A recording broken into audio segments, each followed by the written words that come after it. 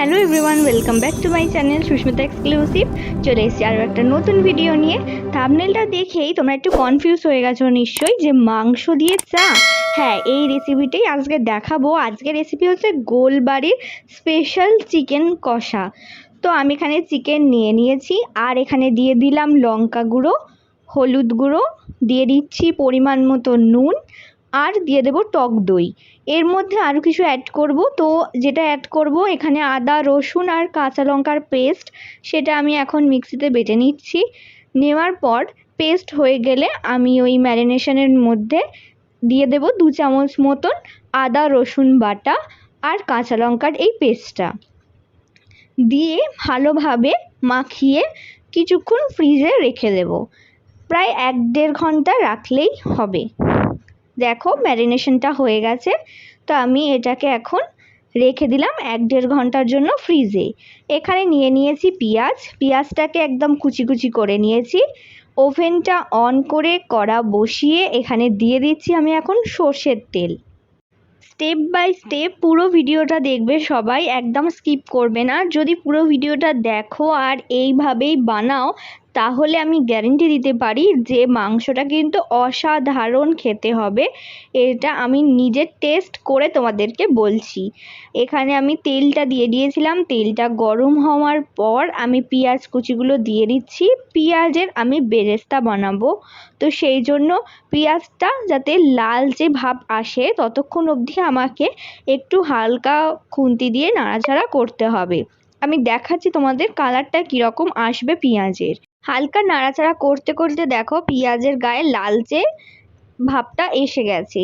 দেখো এখানে পেঁয়াজগুলো লালচে হয়ে গেছে, একদম ঝুড়ো ঝুড়ো করে লালচে লালচে করে পেঁয়াজটাকে আমার ভাজা হয়ে গেছে। এরপর কড়াই থেকে আমি পেঁয়াজটাকে তুলে রাখলাম, ওটা পেস্ট করব, তোমাদের দেখাচ্ছি। তার আগে আমি তেলের মধ্যে এখানে দিয়ে দিচ্ছি গোটা গরম মশলা, তেজপাতা দিয়ে দিলাম একটা ধুয়ে রাখা, আর এখানে বেঁচে থাকা ওই আদা রসুন আর কাঁচা লঙ্কার পেস্ট যেখান থেকে আমি 2 চামচ ম্যারিনেশনে দিয়েছিলাম, বাকিটা কিন্তু আমি এখানে দিয়ে দিলাম। দিয়ে আমি একটু নাড়তে থাকবো। ওভেনের আঁচটা মিডিয়াম ফ্লেমে রেখে আমি 2-3 মিনিট ধরে এভাবে একটু নাড়াচাড়া করছি। ওদিকে আমি একটা টমেটোকে কুচি কুচি করে রেখেছি। টমেটো কুচিটা আমি এখন কড়াইয়ের মধ্যে দিয়ে দেব। টমেটো কুচিটা দেওয়ার পর একটুখানি নেড়ে চেড়ে নিলাম। ওদিকে চলো পেস্টটা যতক্ষণ বানিয়ে নিই।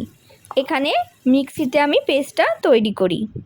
এখানে একটু জল লাগবে, একটু শুকিয়ে এসেছিলো, তাই জন্য একদম অল্প আমি জল অ্যাড করলাম, করে আর একটু নাড়িয়ে চাড়িয়ে নিলাম। এরপর ওদিকে চলো আমাদের পেস্টটা তো রেডি হয়ে গেছে। পেঁয়াজের বেরেস্তাটা আমি এর মধ্যে দিয়ে দেব।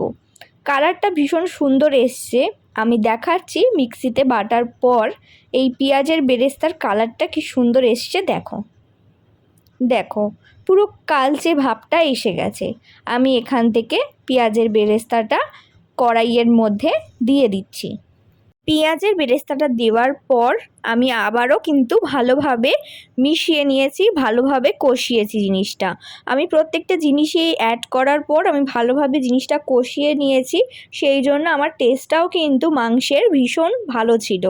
একটু ভালোভাবে যদি তোমরা সময় নিয়ে জিনিসটা কষিয়ে রান্না করো, তাহলে জিনিসটা যত প্রপার মিশবে তত বেশি টেস্ট হবে। তা আমি অল্প জল লেগেছে, এর মধ্যে আমি একটু জল দিয়েছি, দিয়ে একটু ফুটবে, সেই জন্য আমি 2 মিনিটের জন্য এটাকে ছেড়ে দিলাম যে একটু ফুটে যাবে। ফুটে গেছে, এরপর আমি এর মধ্যে দিয়ে দিচ্ছি কাশ্মীরি লঙ্কা গুঁড়ো, দিয়ে ভালোভাবে আবারও মিশিয়ে নেব। দেখো অলরেডি ভীষণ সুন্দর একটা গ্রেভিটার কালারটা চলে এসছে, কিন্তু প্রপার কালারটা আনতে গেলে আমি কি দিচ্ছি সেটা দেখার জন্য কিন্তু পুরো ভিডিওটা দেখতে হবে। এখন আমি এর মধ্যে দিয়ে দিলাম গোটা গোলমরিচ গুঁড়ো।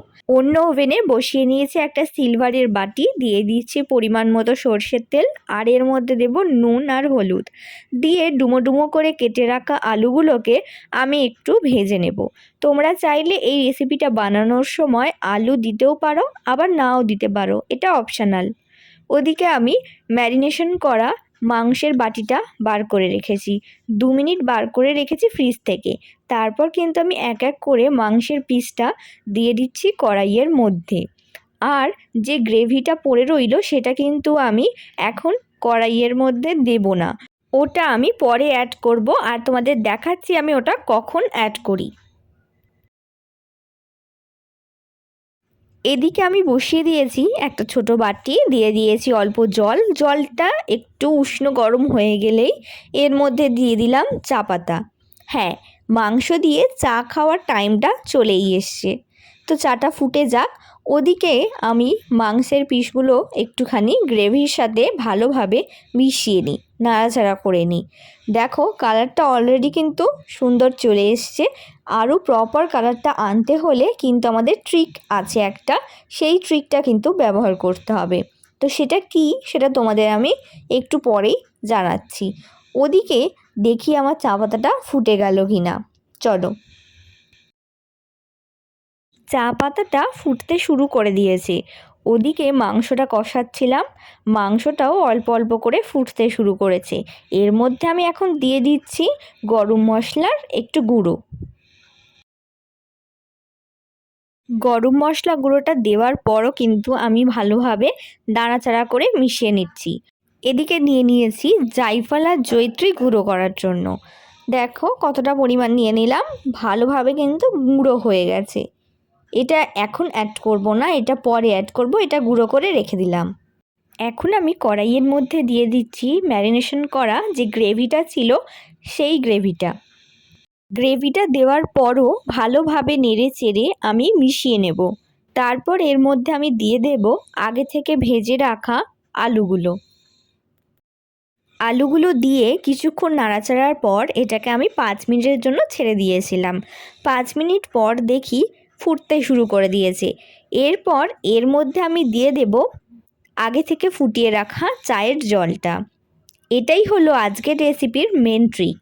মানে গোলবাড়ির কষা মাংস যদি বানাতে চান তাহলে কিন্তু অবশ্যই মাংসের মধ্যে এই চায়ের জলটা অ্যাড করতেই হবে, যদি প্রপার কালারটা চান তাহলেই। আর যদি টেস্টটা একই রকম চান তাহলে আমি যেভাবে বাকিটা করলাম সেইভাবে করতে পারেন, চায়ের জলটা স্কিপ করতে পারেন। কিন্তু গোলবাড়ি স্টাইলে যদি কষা মাংস খেতেই চান তাহলে কিন্তু চা পাতাটা কালারের জন্য দিতেই হবে। চা পাতা দেওয়ার জন্য বা চায়ের জলটা দেওয়ার জন্য কিন্তু টেস্টের কোনো পরিবর্তন হয় না, খালি কালারেরই পরিবর্তন হয়। কালারটা আরও ডার্ক আসে, প্রপার গোলবাড়ি যেরকম কষা মাংস সেরকমই কালারটা অনেকটা চলে আসবে। তো বাড়িতেই খুব সহজে আপনারা কিন্তু স্টেপ বাই স্টেপ আমি যেভাবে রেসিপিটা দেখালাম সেইভাবে খুব সহজেই বানিয়ে নিতে পারেন। আমি এখন এর মধ্যে দিয়ে দিচ্ছি আগে থেকে গুঁড়ো করে রাখা জায়ফল জয়িত্রীর গুঁড়োটা দেওয়ার পর আমি আর একটু নাড়াচাড়া করে এবার কিন্তু থালা চাপা দিয়ে দেব একদম 15 মিনিট 20 মিনিটের জন্য, যতক্ষণ না মাংসটা একটুখানি নরম হয়ে যায়। ওদিকে আজকে রাতের জন্য বললাম বানাচ্ছি গোলবাড়ির কষা মাংস, তো একটু স্যালাড না হলে একদম অসম্পূর্ণ থাকে। তো সেই জন্য আমি স্যালাডের জন্য শসা, গাজর, পেঁয়াজ আর টমেটো কেটে নিয়েছি সুন্দর করে। মাংসটা কিন্তু একদম রেডি। ওদিকে আমি মাংসটা নামিয়েও ফেলেছি, কিন্তু এখন মাংসটা দেখাবো না, একদম পরেই দেখাবো। মাংসের সাথে আজকে রাতে আমাদের সবার বানিয়ে ফেললাম গরম গরম ফুলকো ফুলকো সাদা ময়দার রুটি, স্যালাড আর গোলবাড়ির কষা মাংস। আহা, কি খেতে হবে! পারলে একবার অবশ্যই বানিয়ে দেখতে পারেন বাড়িতে, আশা করছি খুব ভালো লাগবে।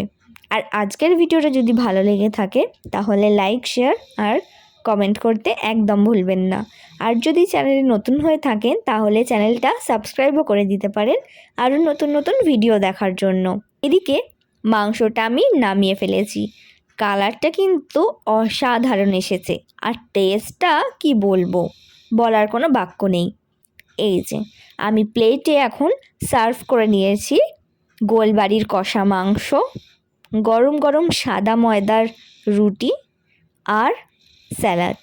আজকের ডিনারটা কিন্তু পুরো জমে গেছিলো। তোমরা যদি চাও এই রকম সুন্দর একটা ডিনার বানাতে, তাহলে অবশ্যই স্টেপ বাই স্টেপ আজকের ভিডিওটা দেখে চটপট বানিয়ে ফেলতে পারো। আশা করছি আজকের ভিডিওটা তোমাদের খুব ভালো লেগেছে। আজকের মতো এখানেই শেষ করলাম। আবার অন্য কোনো ভিডিও নিয়ে তোমাদের সাথে খুব তাড়াতাড়ি দেখা হবে। ততক্ষণ সবাই সুস্থ থেকো, ভালো থেকো আর সাবধানে থেকো।